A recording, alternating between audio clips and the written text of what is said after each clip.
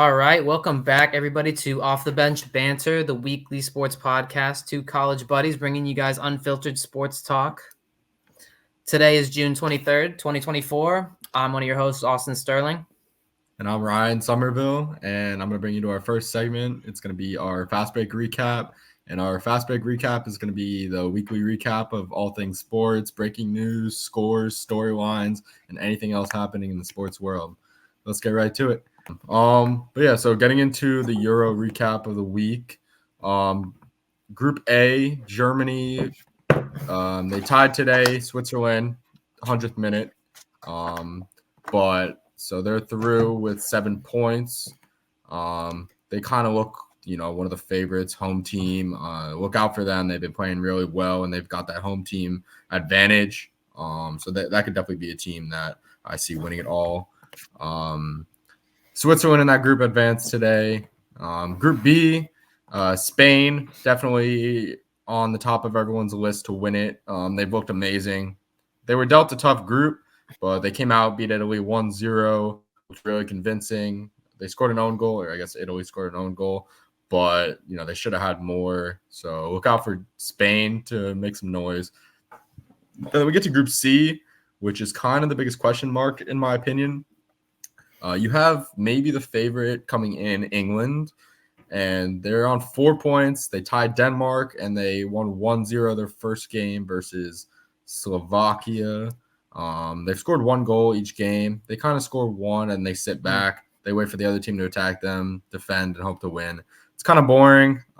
It's kind of been voted like the 2 most boring games so far have been 2 England games.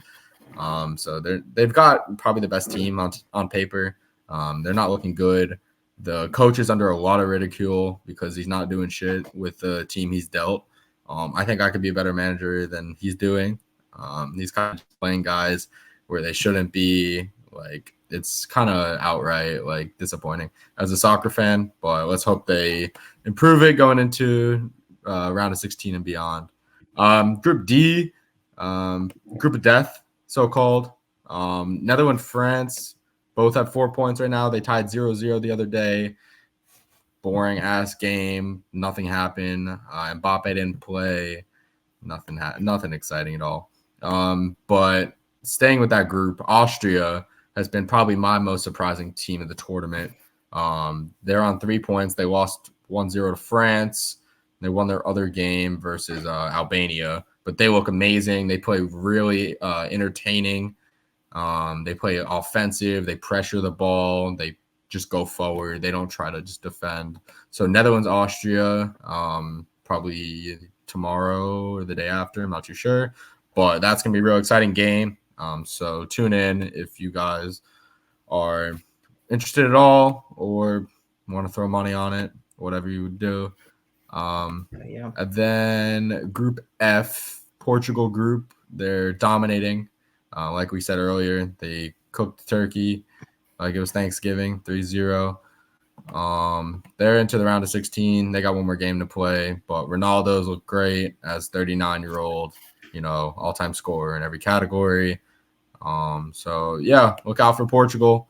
Really talented team, and their tactics are pretty good, unlike England. I saw Ronaldo drop somebody too in that game. Yeah. Delivered a beautiful crossing pass. They didn't score, but it was sick. And then, he had an assist later on, so gotta love it. Few injury notes from the Euros this far. Mbappe broke his nose. First game, sat out the second game. If you've seen him wearing that goofy-ass mask that he looks like a Ninja Turtle in, that's why. Hopefully he's back for the group stage or for the round of 16. He's the best player in the world, probably a lot of people's bets to score the most goals in the tournament. So it kind of sucks if you bet on him.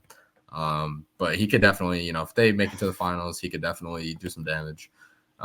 Staying in France, Griezmann cracked his head open first game, threw a bandage on, maybe 15 seconds later was on the field, ripped that shit off, said, I don't want to wear that Hell bullshit. Yeah. That's why he's my dog. He's tough. But yeah, we'll definitely have more to say once group stage is over. Round of 16, you're going to see a lot of good matchups, especially with teams like the Netherlands, who are probably going to get second place. they could get matched up against England, Germany, any of the first place teams. So watch out for that.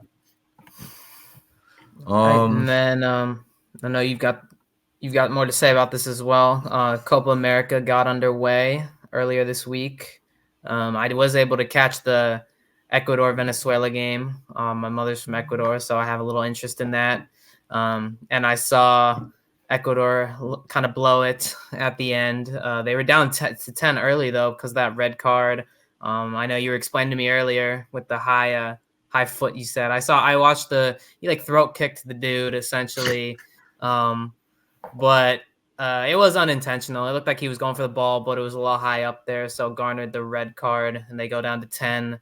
They still played well though, but unfortunately fell to Venezuela. So we'll see if they can bounce back because it's early group stage. So yeah, but then you've got more on Argentina as well.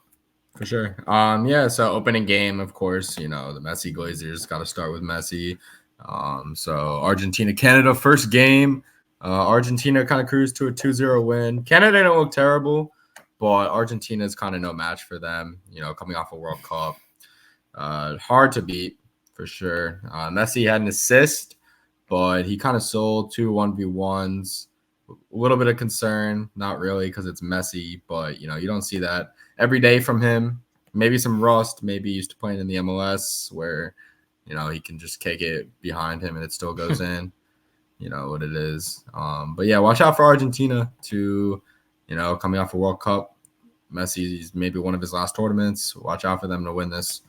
And then you had Peru, Chile. The only thing I'm going to say is the score 0-0. That's it. USA, Bolivia. Boring. Yeah, I'm not even going to talk about it. USA, Bolivia, first game today, 6 p.m. I was saying before, if we lose this, I don't expect to see me anytime soon. We're heavy favorites, and the game is in Texas. Like, they're not gonna lose this, in my opinion. And if they do, the coach should be fired like seconds after the game ends. And the tournament should be moved to South America. But yeah, expect us to win, and hopefully the U.S. can make a good run at this tournament. Yep. All right. And then moving on to some baseball. So get into some MLB. We'll start with mentioning the College World Series as it's coming to a close here. Game 1 of the finals just took place last night where Texas A&M beat Tennessee. Honestly, a little surprising for me. Tennessee is probably on paper the best team in this whole tournament. They've got the most balanced team, at least in terms of pitching and hitting on both sides of the ball. But A&M came out and got right after their pitching and started hitting. And if there's one thing that A&M can do, it's play from ahead. They've got one of the best staffs in all of college baseball. They've had it for all season. And they've been hot in the College World Series. They eliminated our Gators, earlier this week. And they've been striking them out a ton. And we're not a bad hitting team. In both games, they just made us look silly up there. We're chasing outside sliders. We can't hit the ball. Double-digit strikeouts in both games. And that was surprising to see. But when you look at how A&M's been pitching, you can definitely see how they were able to pull that off. And Tennessee made it to this game as well, eliminating FSU in a similar fashion pretty easily. Not too much to say about that. They were just both the better teams than Florida and FSU at this point in time. So they both deserve to be here for sure. But I was definitely surprised with how game 1 went. Wasn't expecting A&M's bats to come out that hot. But they did, and they've been hot this tournament. So Tennessee's got their back against the wall now. Obviously, two more games at the max. It's a 3-game series. A&M's up 1-0. So we'll see how that plans out and who the national champion is for the NCAA college baseball. But that's something to look for. This has honestly been one of the best playoffs in all of college, in my opinion, the last few years. And this year's been no different. Super entertaining games. It started off with the first 3 games of the whole thing being all walk-offs. Most games have been close. And even when they are blowouts, it's kind of just a display of one team just showing what they're good at. So it's been super entertaining, in my opinion. And college baseball is in a good spot, especially with the SEC dominating how it is. You're seeing more good teams. Kentucky made their first appearance and had a pretty good showing. So It's exciting time for college baseball, but we'll leave it at that for now. Moving on to the MLB.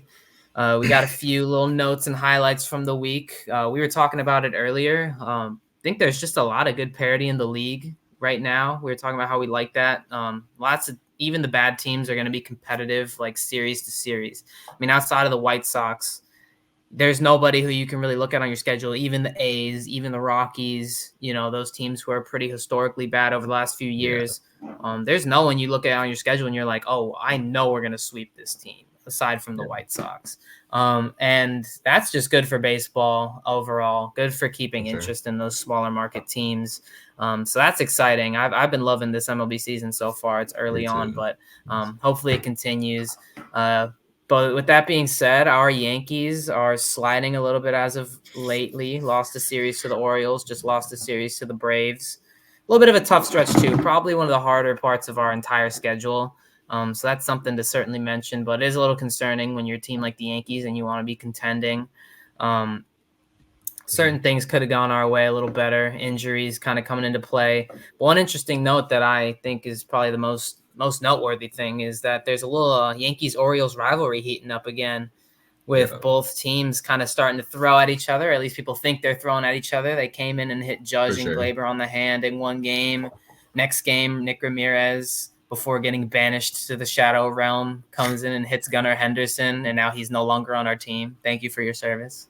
But yeah, there's a little Yankees-Orioles old-fashioned 80s rivalry. They've been bad for so long, so it's kind of fun to see a little bit of bitterness from them and wanting to be the young kids beating the big giant that is the Yankees franchise. So moving on as well around the league, the Angels, Poverty Angels. We'll give you guys a shout-out. You guys don't have much to be happy about ever, but they snapped a 10-game losing streak against the Dodgers in the Freeway Series, which was the longest by either team in that series. So congrats to you guys for that. I'm pretty sure they lost the next two games. Actually, no, I think they took the first two. So I think they might have won the series. So good for you guys. Doesn't really mean shit. The Angels are not good still. The Angels are so irrelevant in that series that I didn't even know it was called the Freeway Series. I didn't either until I saw that it was the longest losing streak for that reason. When they got the Subway Series. The Subway Series because it's relevant. Series, you don't know this shit. Freeway Series, but it's surprising that that is the longest one, considering how much better the Dodgers have been over the last few years and definitely historically as well. So, then kind of sticking with NL series there, NL AL series. We got the Pirates versus the Rays that it took place this week. And that was a little bit of an interesting series for me because while I do think the Pirates have definitely a brighter future than the Rays over these next few years, they are literally carbon copies of each other right now. They're the same fucking team. They both have like lineups that are not explosive at all, but can sometimes inconsistently just like put up some runs to win. Both have solid pitching. Pirates have the edge in that matchup head to head, I would say, but they are literally the same team. And I feel like it was very obvious when they're playing against each other. So I just thought that was a little something funny to note. And then on top of that, the Guardians are red hot. We were talking about this earlier as well. As this team goes, as Stephen Kwan goes, as J-Ram goes, it's like an automatic machine up there near the top of the lineup. J-Ram's an RBI machine, and Kwan can't stop hitting.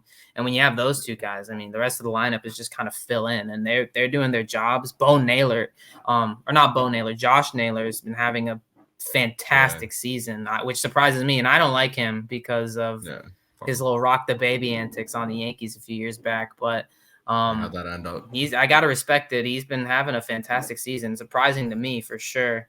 I think what they need to do though at the deadline is go out and get some pitching if they want to get serious about contending against the Yankees, the Dodgers, the Orioles, those teams. They're a fantastic team, and they're going to beat down on their division for sure. Their division is hot dog shit. So they won't have a problem winning that. But if they want to seriously contend, they need to go get some pitching, in my opinion, especially with Bieber injured for the year, which is a shame because that'd be very helpful for them right now. I'll let you explain this next one a little more, but since you put it down, but the Padres, you said they're coming alive. but they need some pitching. I always kind of think of the Padres as destined to be always mid, but we'll see. You believe in them? I mean, I believe in what I'm seeing the past few weeks. Like we were talking about a little bit.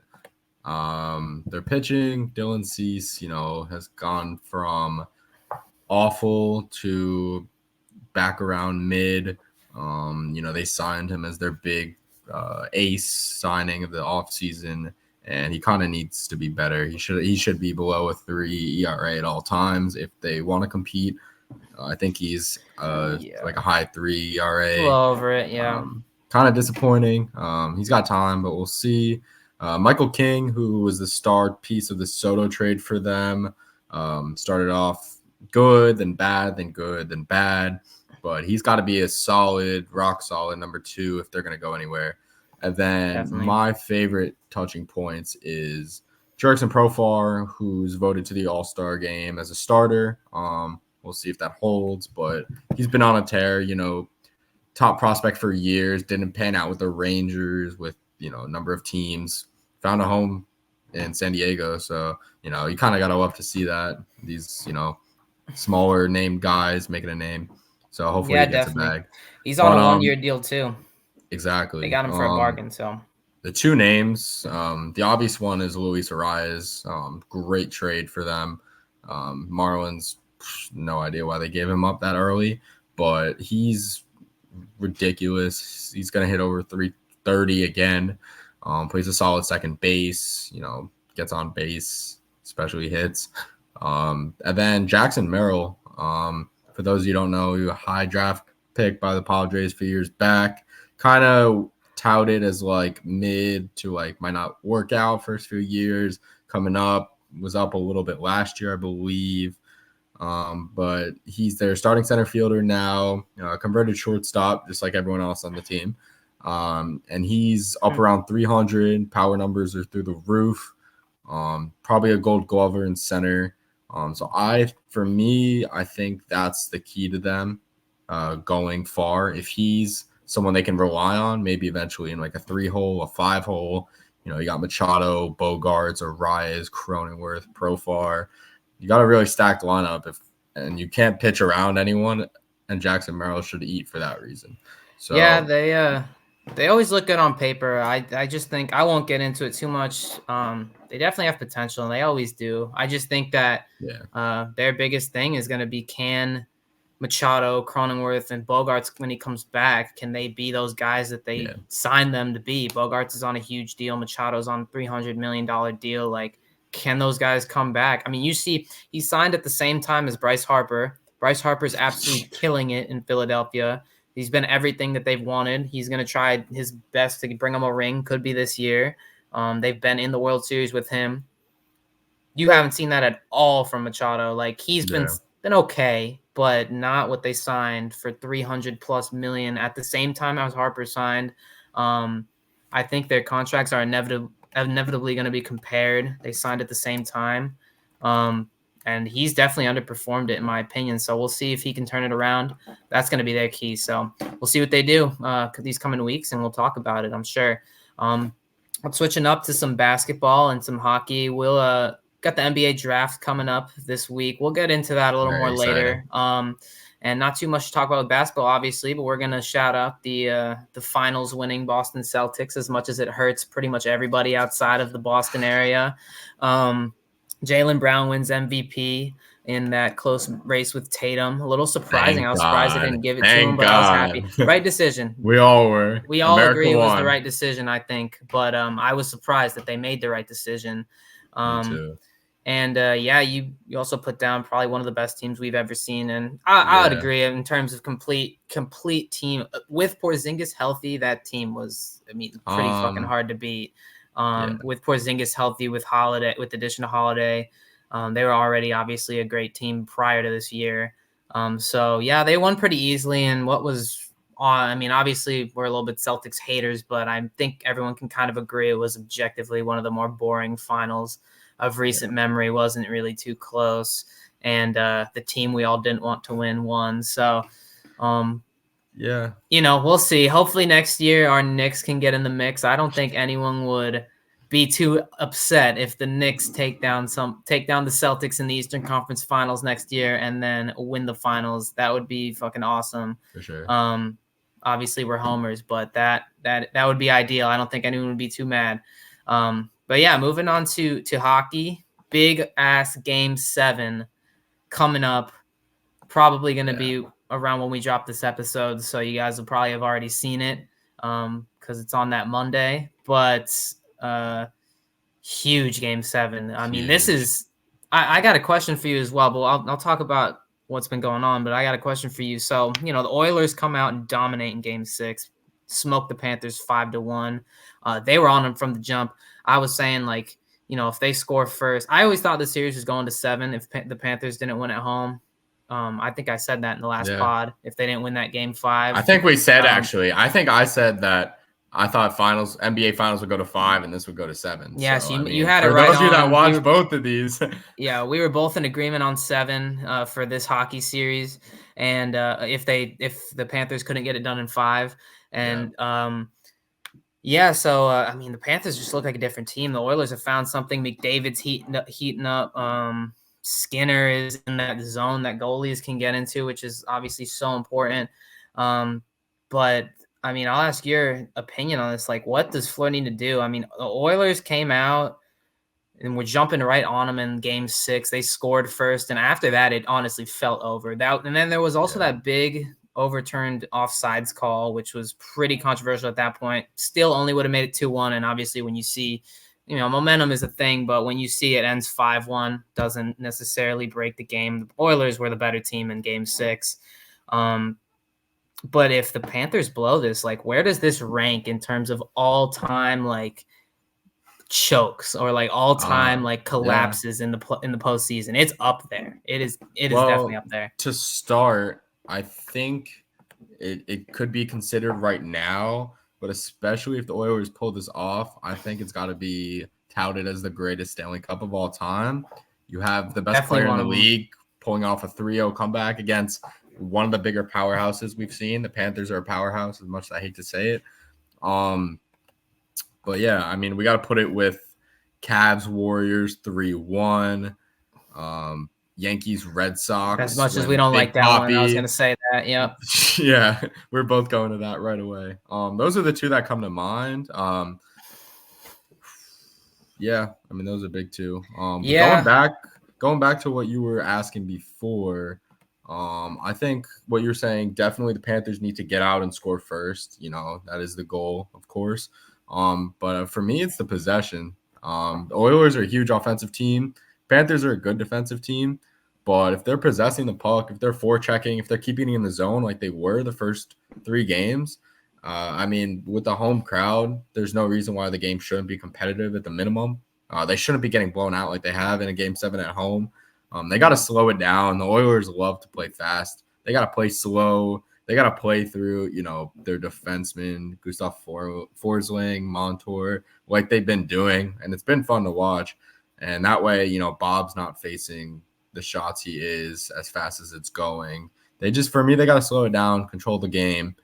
And I think if they do that, they can definitely have a good chance. Yeah, definitely got a chance. We'll see how much the Panthers actually have in the tank. They cannot let Skinner get back going with a few easy saves early. McDavid skating around without much resistance. We'll see, though. It all depends. It's Game 7. Everyone's going to be emptying the tank completely out. So we'll see how much the Panthers got in there. Should be a great game. We'll definitely be watching that. That kind of brings us to our next segment here, sideline stories, a little off-the-court action. So we'll start with the NBA as free agency is right around the corner, about to start heating up in these next week or two. And the draft comes up this Wednesday and Thursday, so that's big things to look forward to. We already got our one of our first early big trades with Caruso going to OKC for Josh Giddey. Because he's not that good. This is a really good trade for OKC. They needed a veteran presence. They honestly needed to get Giddey out of that locker room, in my opinion. Just like all the stuff surrounding him, it's just nothing but a distraction. Giddey could also probably benefit from a change of scenery, but like I just think for what he brought to that team, like it wasn't worth all the other bullshit that comes with it. And like To get a really good defensive guy who's also been in the league, very capable of scoring when needed as a role player. I think it's a great move for them. For sure. He's kind of like just like another Lou Dort for them. Maybe like Probably a little bit better. a little better shooting, a little better offensively, but smaller on defense. But he's considered, maybe the best on-ball defender in the NBA, even though Brunson actually made a fool out of him. But yeah, I definitely don't get it from the Chicago side what they're trying to get. For me, this means Levine is gone. I don't think they move on from DeRozan, Dosunmu, or White. And you're not trading for Giddey if you're not getting rid of someone. I think Levine is gone. Too many injuries for me. They need to, I think, as well. Yeah. So moving on. Biggest news so far, I would say, JJ Redick going to the Lakers on a 4-year contract. Now, I've got my thoughts on this being, it could go either way. He's a great mind. He showed it on his podcast, but I don't get the Lakers going out and signing a podcaster unless it's one of us to be their head coach when he doesn't have any experience. Let me coach Buon. I don't get it. Like what like he's got to deal with a bunch of shit in his first year. He's never had any experience. Yeah. He literally There's LeBron was like, we do a podcast to get him on the fucking team. Like there's also the huge question mark of what is LeBron gonna do also. Like that exists. People are acting like it doesn't, but it definitely exists and is a big factor. I mean, yeah, I think it's an interesting signing. Seems like a little bit of a panic move to me because they were saying I was watching and then there was a report. They were like, oh yeah, this is our guy, like whatever. But they want to act like Dan Hurley didn't just totally literally reject the offer they gave him. So clearly Dan Hurley's their guy, and obviously they were considering Redick as well. But it was interesting. If I'm a Lakers fan, I think I would have much rather have Dan Hurley say yes. Sure. A little bit of an older dude, like more experience. Obviously, no NBA experience yet, but I mean, we've seen coaches come over and be successful. So I don't know. I agree with you. I think Redick's a smart guy, though, and I don't think he's going to take shit. But it could be, if you remember, I mean, it looks like NBA is starting to go a little bit of that football trend with younger head coaches. With you see Missoula in Boston, and that worked out for them this year. But if you remember, just the year before, when they brought Missoula in and got rid of Ime Udoka, people were like low-key calling for his job at the end of last year, at the end of his first year. And I could see something similar going on with Redick, especially if they're not good right away. And I think those growing pains are going to be inevitable. But obviously Missoula comes back and wins the championship. So the Lakers are hoping to emulate something like that. But people were not happy with Missoula at first. And he's like kind of a young and experienced guy, a little bit comparable to this situation. It's definitely an interesting signing. Obviously, only time will tell, but I just think the Lakers always just have too many headaches with what I don't think they're in a good position to win like now. I like obviously they've got Anthony Davis and ideally LeBron next year, so you're always in a position to win with those guys. But it just seems like if like they haven't gotten it done in recent years, like I don't know if I don't see them getting better unless they make some crazy moves this offseason. I don't see them being better than they've been the last few years.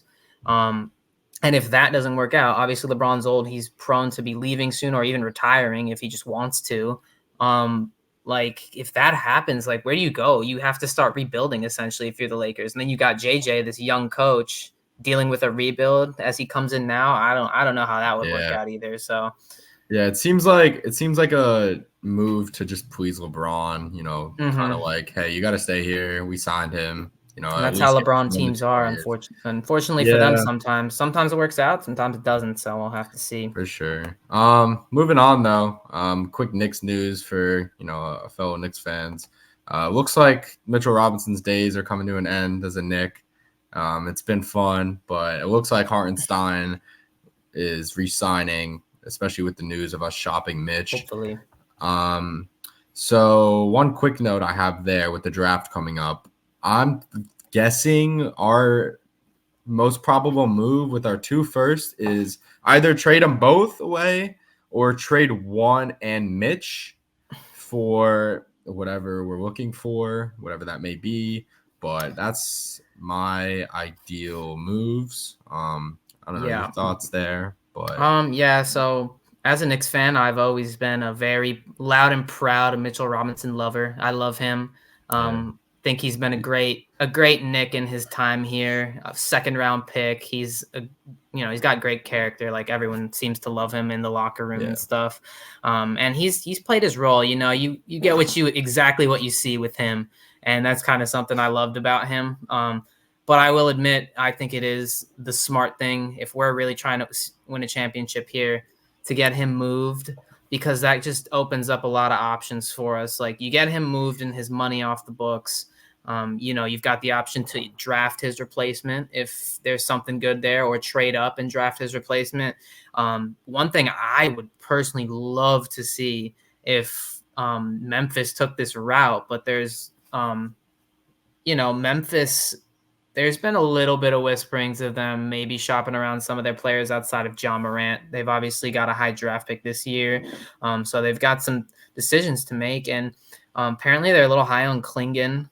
yeah, One of our hot takes, well, we'll get into that section next, but one of our hot takes was the Grizzlies trading up for Klingon, and we'll give our opinions on that. But let's say that happens.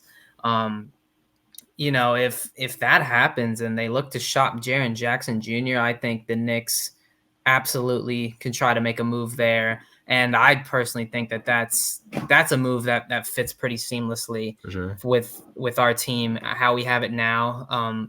Again, I think that's a move that can realistically get done if you give Memphis a bunch of draft capital, which we have, and they would need and want more of with a young team. And you give them Mitchell Robinson, maybe even. I don't know what their situation is with. Did they trade Steven Adams, or they still have him on the books? Nah, traded him. He's Okay, on so Houston. yeah, so they got rid of him already. Mitchell Robinson he's only got a few more years left on his deal. I don't see that being a bad pickup for them, especially if you get a Klingon.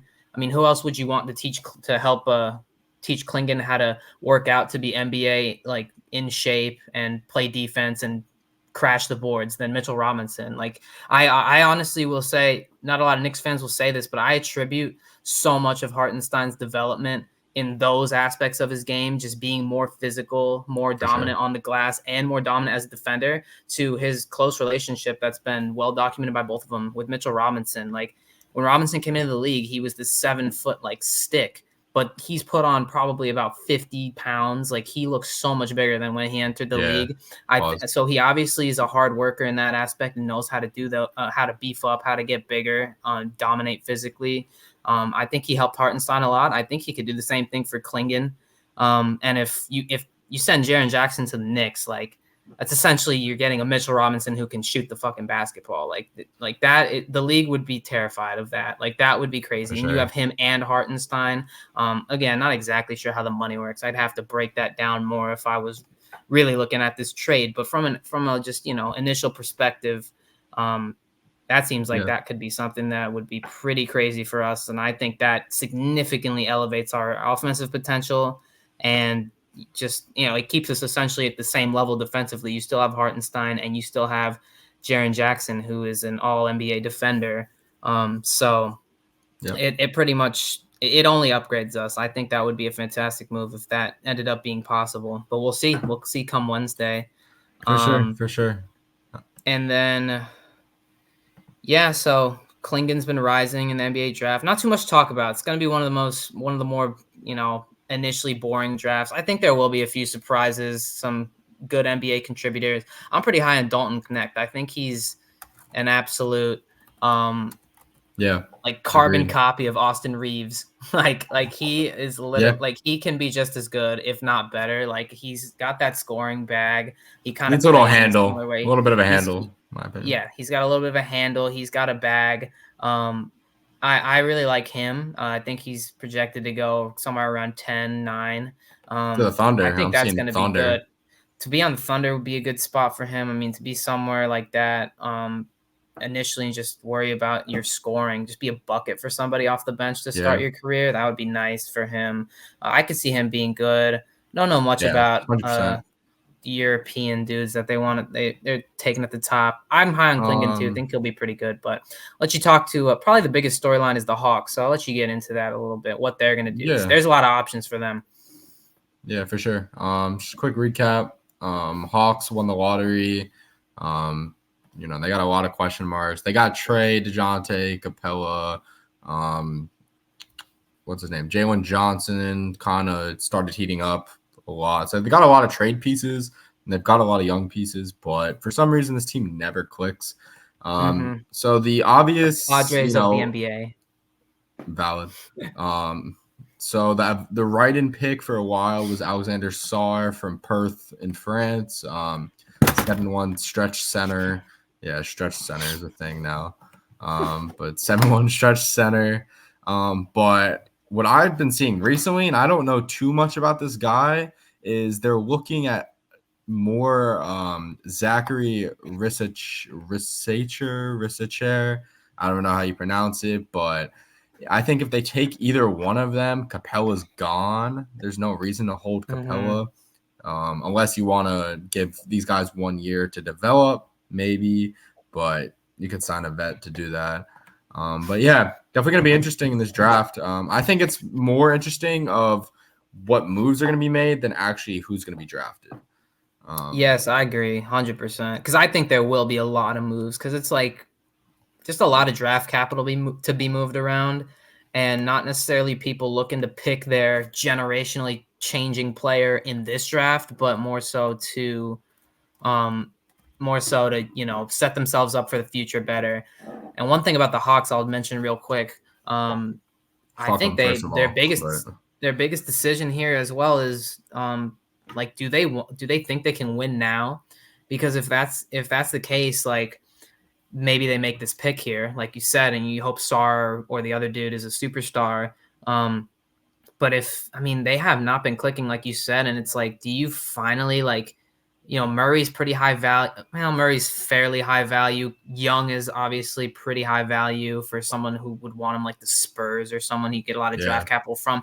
Hawks are also in a good position to sort of blow it up, but more on like a short-term scale because they have so much like things in front of them right now in these next few years. And if they kind of want to, move that number one pick or, move Murray or something like that and just kind of take the rebuild route a little more and make themselves dangerous in a few years, they might go that route. So we'll see what they decide to do with that. And then something I just quickly want to mention as well, just to kind of bring to attention, because I feel like not too many people know about this, but I saw it the other day on Twitter and I read through a little article on it.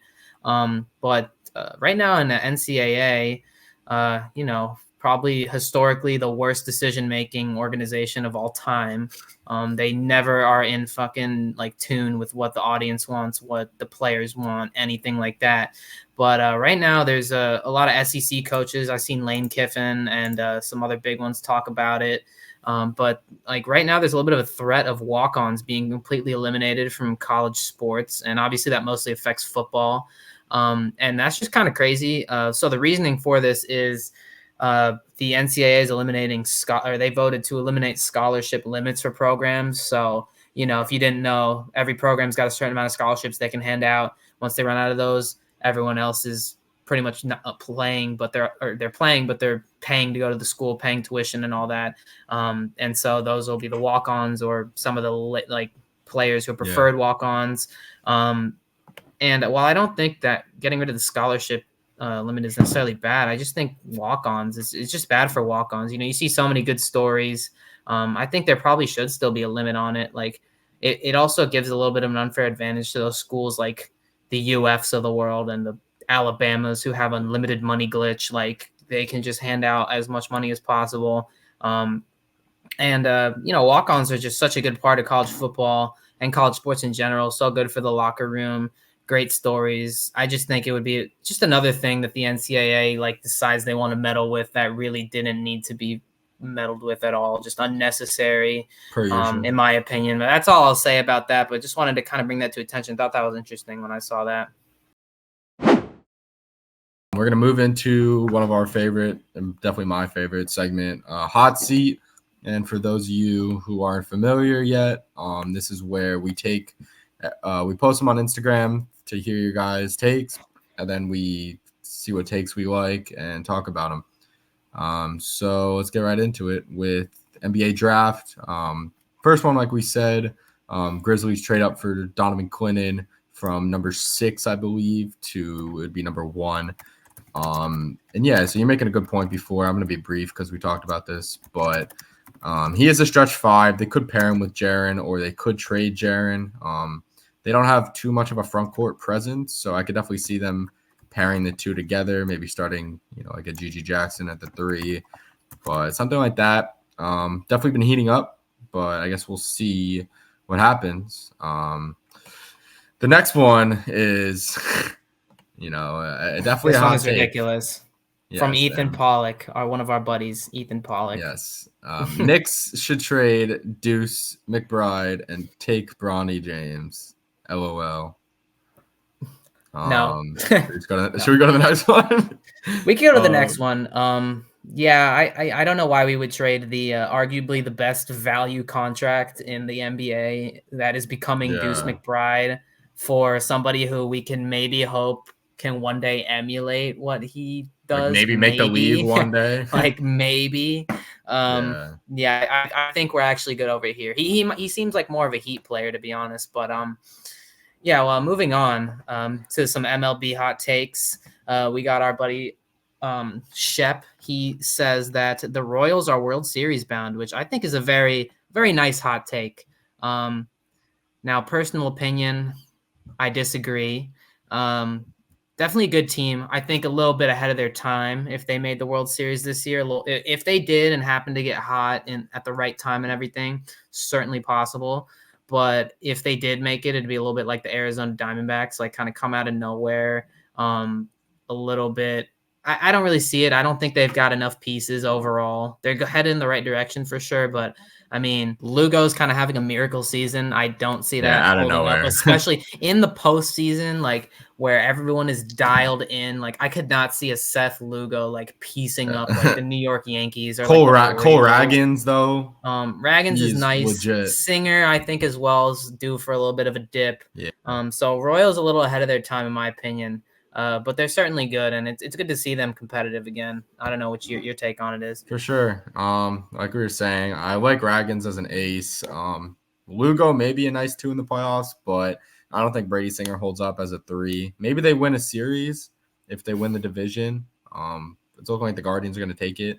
If they can get out of the wild card, maybe win versus like the Mariners. If that'd be a good matchup for them. That'd be a good matchup for them. I just don't see them beating the Yankees or the Orioles. I think those are 2 teams to beat, and even the Guardians if they saw them. But I think their future is bright.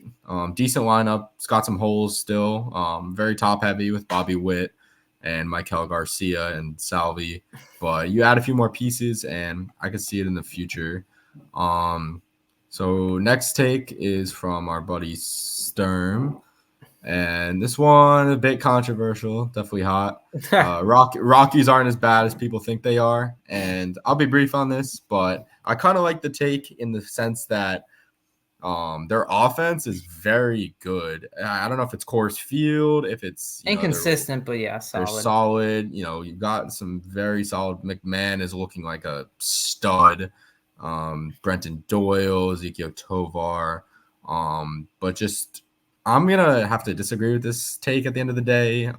Their record says it for themselves. Their pitching, their bullpen is like dog. Non-existent. Terrible. They win games because McMahon and Tovar half the time.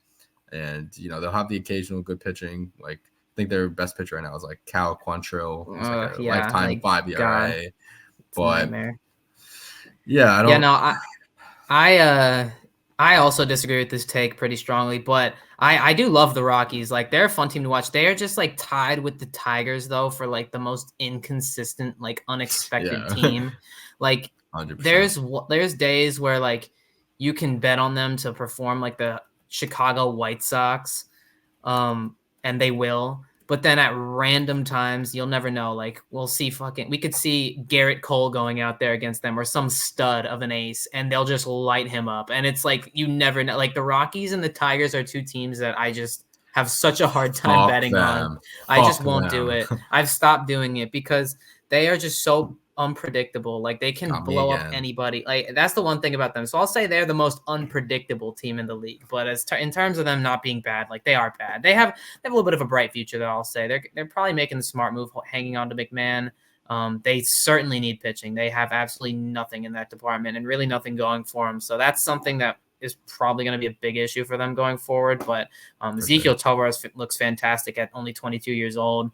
And they've got some other pieces like Ryan mentioned. So they could be, maybe making a little bit of noise, but not this year. And they are not good right now. Yeah. This next take from our other friend, Ryan Tweedale. It's pretty simple take. Clay Holmes is mid. I think we can agree with that. I mean, he's been mid. Good start. He's been mid his whole career. You could certainly have worse, but I mean, when it comes down to it, like, are you really going to be confident in him to lock down a big game? Like, no, I don't think you ever would be. No. He's a big contact pitcher, which is like not what you want out of your closer at all. So we'll leave it at that, though. We agree that Clay Holmes is mid. And this one as well, another obvious take as well. I would honestly say this is a pretty fucking cold take. Not obvious, but 50-50, in my opinion. Nah, I think it's I agree with this take, but Phillies are the best team in the NL. Their only other competition essentially is the Dodgers. But with the injuries to the Dodgers, you never know how people are going to come back from those. And I just think if you're making the safe pick, like the Phillies are the team. They like just spawn fantastic pitching, and that is so important. Not to mention, obviously, Bryce Harper's on the way to having one of his best years. Bohm has broken out. Their lineup really has no holes, especially when Remilto comes back and assuming he returns to his all-star level of play. I mean, I just think I agree. The Phillies are the best team in the NL, maybe in the league. And I think they have probably the best pitching in the league, the best starting pitching. Jeff Hoffman would be a closer on most teams, and he's not their closer. Like, he's their setup man. I would love to have someone like that on the Yankees right now. And they've got him. They've got Alvarado, who started off a little rough, but now he's back to doing what he does. So I'll agree with that take. So we're going to get into another one of my favorite segments, starters versus bench warmers. Each week, me and Austin are going to set out 3 guys who are starters for us that performed well and 3 guys that are bench warmers that shit the bed. So yeah, let's get right into it, Austin. All right, so a few of mine, few obvious ones. We got Royce Lewis, who has been an absolute madman since coming back from his injury. And people have been seeing this too. Like, you look at his whole career, he's been fantastic when he's been on the field, just very injured. But 17 games played, 18 games today, but that game's currently in progress, so we'll leave that one out. But 17 games played so far this year. He's batting .371 with 10 home runs. 10 home runs in 17 games is insane. Obviously, needless to say, that's like Aaron Judge pace, and a 1,300 OPS. He's he's been a top 5 hitter in the league. In the small sample size, he's been a top 5 hitter in the league. If he stays healthy and continues this, he'll cement himself as probably a top 15 player in the league. But yeah, he's been fantastic. My second is Stuart Skinner, who, as we mentioned, so I won't go into it too much, but he had a 950 plus save percentage, allowing 1 goal in, 2 goals in 1 and then 1 goal in game 6 and in game 6 and game 4. And then he was solid in game 5, but it just looks like he's in the zone and he's bringing them that energy. And that's just such a boost to the team when you can know that even when you fuck up, like, your goalie is going to be right there to pick you up with, having some of those iconic, like, stretch saves and stuff. So he's kind of doing what Bobrovsky did in those first 3 games of the series. He's completely flipped it around and he's taken the momentum. And then my third is Wyatt Langford. Big shout out to a Gators legend. In these 5 games he's played this week, he's 7 for 18 with 2 home runs, hit his first grand slam the other day as well, and he's got 9 RBIs. He's hitting over 300 in the month of June. And again, I was going to mention this later, but someone you could probably look out for in fantasy. I think I saw a week ago he was only on about like 40% of rosters. So he's a young guy. He's a rookie, but it looks like he's found himself in the league since coming back from his hamstring injury he had earlier. Great And player. if there's one thing I know from watching him play for the Gators, when he gets hot, and it looks like he's comfortable up there now. I don't know if he'll continue at this pace, but I certainly see him probably getting up to like 270 and hitting there for the season.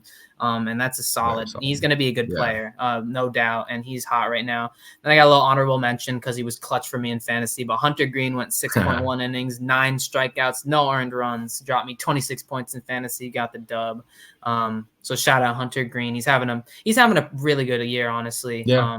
So he's been really solid. Yeah, real quick. For me, Hunter Green was always just like another Josiah Gray, same exact pitcher. But yeah, he's definitely showed out. He's cut down the walks, not giving up. Cut down the runs. walks, and his strikeouts have fell a little bit like lower for someone who throws as hard as he does. But you've noticed that he's gotten a lot more length out of his starts. I mean, he's consistently going almost 6 innings. It's his command. He's not walking. And guys are making contact, but it's because he's throwing it in the strike zone. Yeah, and the more if he keeps trending that way, the more he refines that, he could certainly be an ace that they want him to be. So for sure. So my starters for the week, pretty briefly, not too much to talk about. Jamal Musiala for Germany, plays for Bayern Munich club team. Goals first 2 games, didn't score today, but tough opponent, Switzerland. So look out for him to win some tournament trophies. If Germany goes deep, he could win player of the trophy, he could win highest goal scorer. So he's been phenomenal, and he's like 19. He's very young. JD Martinez, kind of a controversial offseason signing, I would say. He kind of slumped last year with the Dodgers, but he's come alive in a huge way. Not a guy known too much these days for hitting average, for hitting for contact. He's hitting 291 now in the season.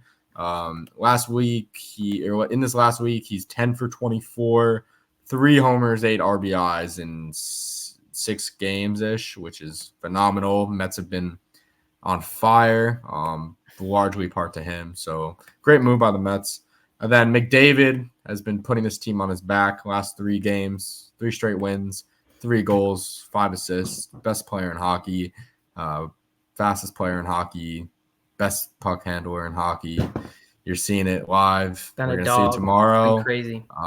Yeah, they might have to like man mark him or some shit, double team him, headhunt him. Yeah, I don't know. We shall see. And then before we get into the bench warmers, I just want to say, as we're looking live, I just checked. Pablo Lopez is currently in the midst of a 7-inning, 13 strikeout shutout of the Oakland A's with his 5.1 ERA. So I guess shout out to him as well, but he's absolutely shoving right now. But anyways, moving on to the bench warmers. This one hurts me, certainly, but it was bound to happen. I didn't think it would happen like this, but it was a little bit of a wake-up to reality start for 2 people. One, Luis Gil, which obviously hurts me. He's on my fantasy team and absolutely nuked me, but we were able to recover. But Luis Gil goes 1.1 innings, 7 earned runs, 8 hits. The Orioles just looked like they had a plan to jump on his fastball. Obviously, it comes in hard, and they looked like they just came in with a plan. Shelled him tough. Sergei Bobrovsky has not looked like the same goalie. He's my second one. He's not looked like the same goalie in their 3 losses. Has kind of lost that it factor I was talking about. He's playing all right, but he's not making the saves that like keep you in games. And that's obvious, and that definitely goes a lot towards the Panthers as well. They've struggled to slow down the Oilers, but Bobrovsky hasn't been helping either. And then Shota Umanga also had his absolute shelling as well, as long with Luis Gil. Gave up 10 earned runs, 11 hits in 3 innings. Probably the worst thing to happen to Japan in a while, since Nagasaki, perhaps. But he also has, I saw this on Instagram the other day, has a 7.46 ERA since meeting Angel Reese. So coincidence? I don't know. You be the judge of that. But yeah, those are my 3 bench warmers of the week. That's crazy. So my 3 bench warmers, us being Yankees fans, has been magnified as of late, but he's been god awful. Carlos Rodon, after looking like a stud, picking up wins with an easy offense, 12 earned runs, 18 hits over his last 8 innings pitched. I was at the Yankees Braves game 2 days ago. Saw him give up fucking 7 runs to the Braves. He sucks. Gareth Southgate, for me, England manager, bench warmer, bottom of the bench. Like I was saying before, he's done jack shit with his team. He's got talent for fucking miles. Maybe best or second best in talent wise in the tournament, and they've scored 2 goals in 2 games. They've looked like shit. So he might even be a bench warmer soon. He might be on the fucking streets. So he's got to fix that. And then a little bit of a funnier one. Ryan Garcia, after winning his fight versus undefeated Devin Haney, was found using PEDs, suspended 1 year. Tough. He's out of his goddamn mind. He's kind of a bozo, and I'm gonna share. Here, pull this up. Yeah, I'm gonna share this. All right, so I put this video in here earlier because I saw it on Twitter, and I was like, "This just perfectly, captures what is Ryan Garcia these days. Like, this dude is like, what is wrong with him? It's so awkward." All right. Only half. That's celebrity poker. I love Jimmy's reaction to this shit too. He's like, "Bro, what the fuck is wrong with this dude?" A diamond would be insane. Look at him, bro. He's like a little like a kid with like too much energy, bro. I'm different. Low rolling him. I'm gonna start twerking. Garcia's. Ooh, that's fast. Like, what is this shit? Why is he punching at the poker table, bro? And I'm feeling great. Yeah. All right. But moving on to our final segment, got some bench bloopers for you. Got a few funny things that happened throughout the week. We'll fly through a few of them to close out the episode. But all right, first things first. I'll pop this up on the screen, but our good friend Ryan Somerville right here decided he was going to take a little bit of a safe bet and pick Freddie Freeman bases, only for him to proceed to walk 5 times in 6 plate appearances. $80 I could have won. And sell the whole lay. That's pretty brutal. I mean, he's 5 doing his walks. job up there. They're not throwing to him. 5 walks, 6 at bat, gets a single when I bet fucking 1.5. 1.5. So he's that's on me. Tough. I can't hate him for being good. Should have known, bro. You should have known. Yeah.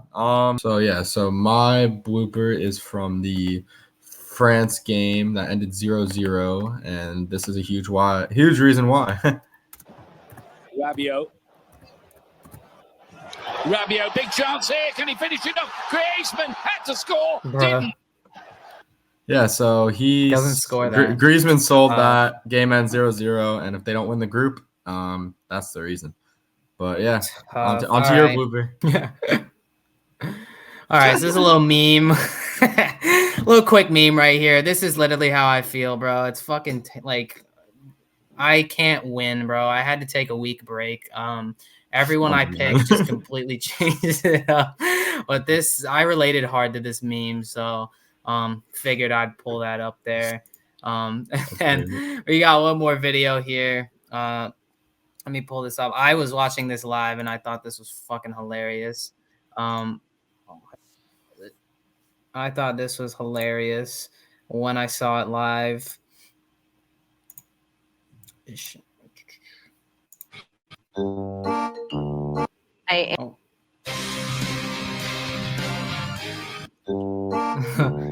They literally took away the camera. They didn't even know what the fuck is going on. I just see this. I was like, what the fuck is happening? Yeah. Then they show the fucking replay over here. Dude literally was just like clearing it. He's like, there you go, goalie. Bruh. And the funny thing is of course I bet both teams to score. Both teams scored like that. Fucking Turkey ends with 0 goals and I lose my money. So, well, there you go. There's our 2 bloopers of the week we had there. Keep looking for some funny stuff. There's a lot of other funny stuff, but we'll wrap it up there. Again, thank you guys for watching. Be sure to follow the Instagram and Twitter if you haven't yet at Off the Bench Banter on Instagram, at Off the Bench SP on Twitter. We're going to be posting more things. I know some of you guys saw us post our hot takes. We're going to try to do themed hot takes as well. We might even let you guys vote on them if we need some ideas, but drop maybe like give your hottest NBA free agency take, or give your hottest NFL training camp, take or whatever it may be. So be on the lookout for those. Be on the lookout for some giveaways that we might be implementing in the coming weeks. And then, thank you guys for watching. Anything you want to say before we dip out? See you next week. See you guys next week.